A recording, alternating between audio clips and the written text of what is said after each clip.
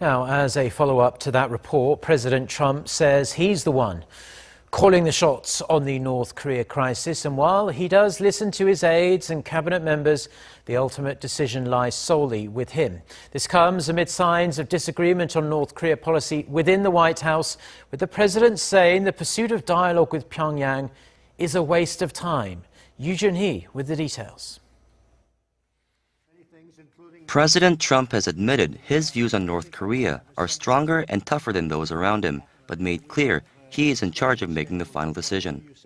Speaking to reporters in the Oval Office on Wednesday, where he was meeting with Canadian Prime Minister Justin Trudeau, Trump said he will do what is right for the United States and the rest of the world.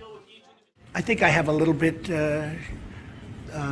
different attitude on North Korea than other people might have. And I listen to everybody, but ultimately, my attitude is the one that matters, isn't it? This comes amid reports of a growing rift within the Trump administration on how to deal with North Korea's nuclear and ballistic missile developments.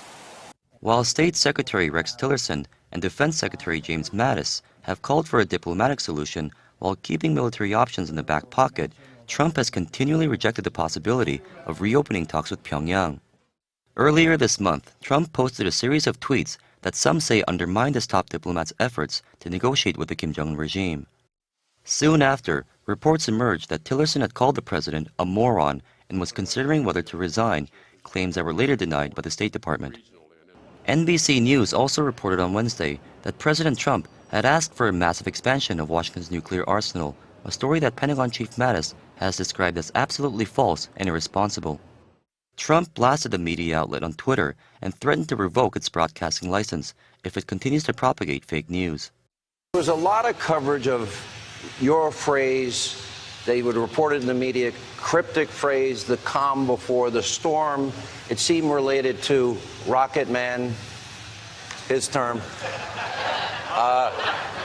Kim Jong-un.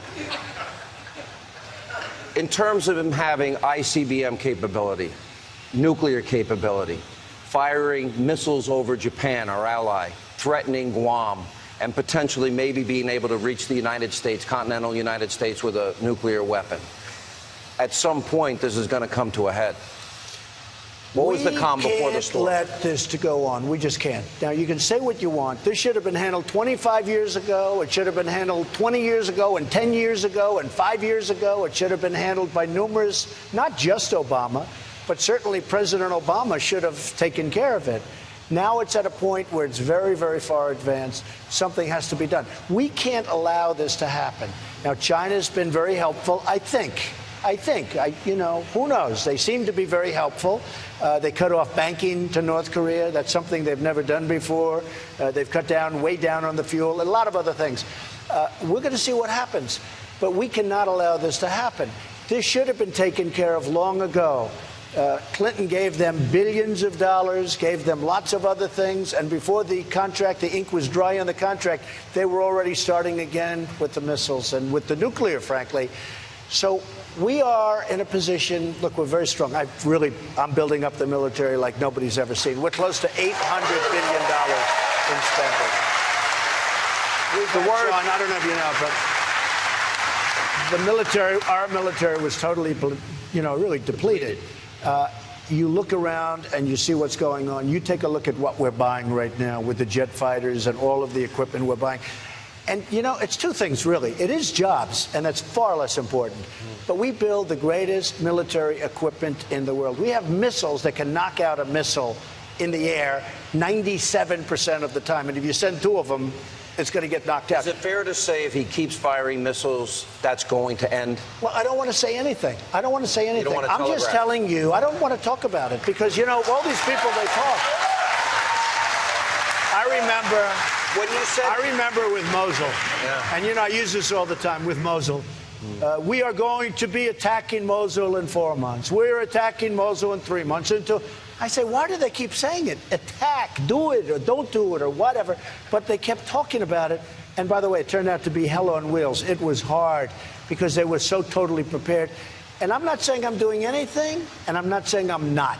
But we shouldn't be talking about it. Calm before the storm, you're not going to talk about that either? No, I don't talk about it. No. Latest exchange in the verbal tit-for-tat between the United States and North Korea. Pyongyang has reiterated the regime's principal stance that it will never agree to any talks on its nuclear weapons. The regime's top diplomat also warns that President Trump lit the wick of war with his now infamous speech to the UN General Assembly. Kim Hyo-sun reports. North Korea's Foreign Minister Lee Yong-ho insists his country will never sit down for talks in which the regime's nuclear weapons are up for negotiation. This is according to Russia's state-run TASS news agency on Wednesday, after its delegation sat down with the regime's top diplomat in Pyongyang. It also quoted Lee as saying the United States must act reasonably and stop provoking North Korea, highlighting that Washington must put an end to its hostile policies against the North.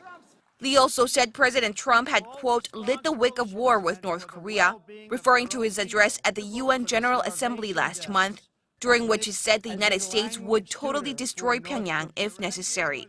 The North Korean minister then explained that the regime is nearing its goal of achieving full nuclear capability to counter any U.S. threat, calling it, quote, real balance of power with Washington. And speaking about South Korea's new Moon Jae-in administration, Lee pointed out that inter-Korean relations will remain frosty for as long as Seoul supports the U.S. and pressures Pyongyang with sanctions. China and Russia have reaffirmed their positions on achieving the denuclearization of the Korean Peninsula. During a dialogue on Northeast Asian security on Tuesday, Chinese Assistant Foreign Minister Kong Xuanyou and the Russian Deputy Foreign Minister Igor Mogilov discussed security issues, including Korean Peninsula tensions. The two jointly chaired the talks, which came as the Chinese Foreign Ministry urged relevant parties to exercise restraint. The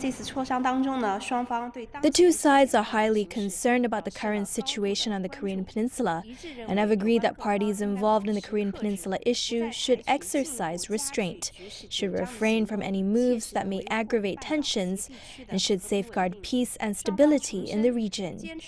China and Russia have reiterated their positions on adhering to the goal of denuclearization on the Korean Peninsula and urged concerned parties to return to the track of dialogue and consultation.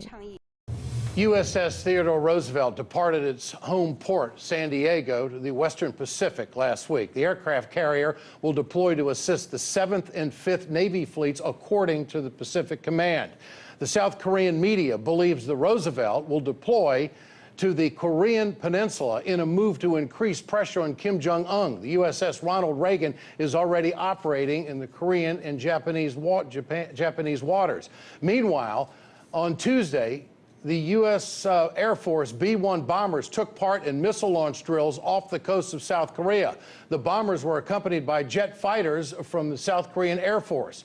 For more on this and the latest in the Korean Peninsula, let's go to Jack Rice, former CIA officer. Jack, nice to have you with us tonight. What do you think all of this signals? There must be some intel there that shows some sign of weakness, that there may be a real soft underbelly to North Korea, and we may be able to militarily overcome them. I'm just shooting in the dark on that, but what else would it be?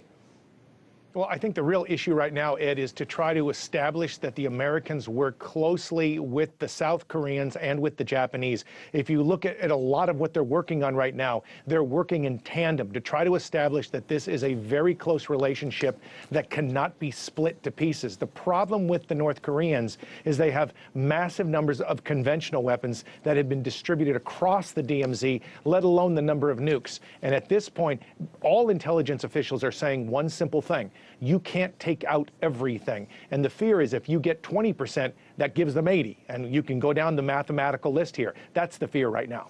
How good do you think our intel is on just how capable they are and what a response from North Korea might be if we do engage?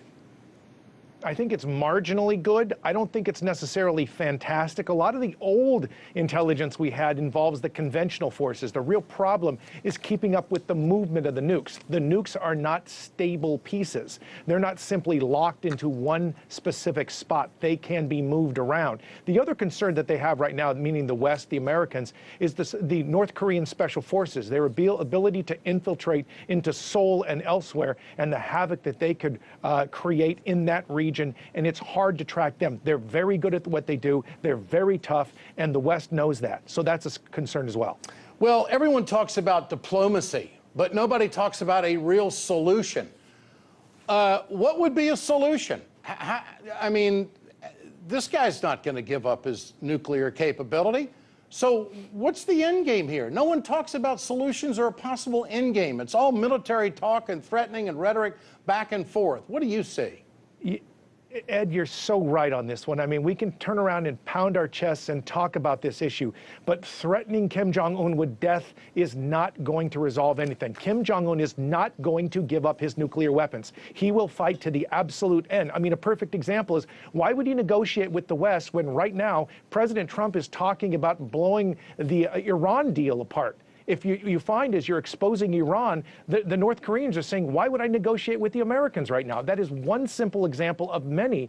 And so what this has to be about is about stability and convincing Kim Jong-un that he is safe, that he is not going to be killed by the West. And he doesn't believe the West. He doesn't believe the Americans. He doesn't believe the South Koreans. And he doesn't believe the Japanese. And you know, I think barely believes the Chinese. Yeah, I think one of the telling signs today is a soundbite that we had in this broadcast earlier tonight, where the president said that he was going to talk to the Canadian Prime Minister Trudeau about military. When was the last time the United States and Canada got together, you know, the Iraq War and whatnot, but it was almost as if, you know what, I'm talking to this guy about some backup, some help, making sure he's in the fight. What did you make of that?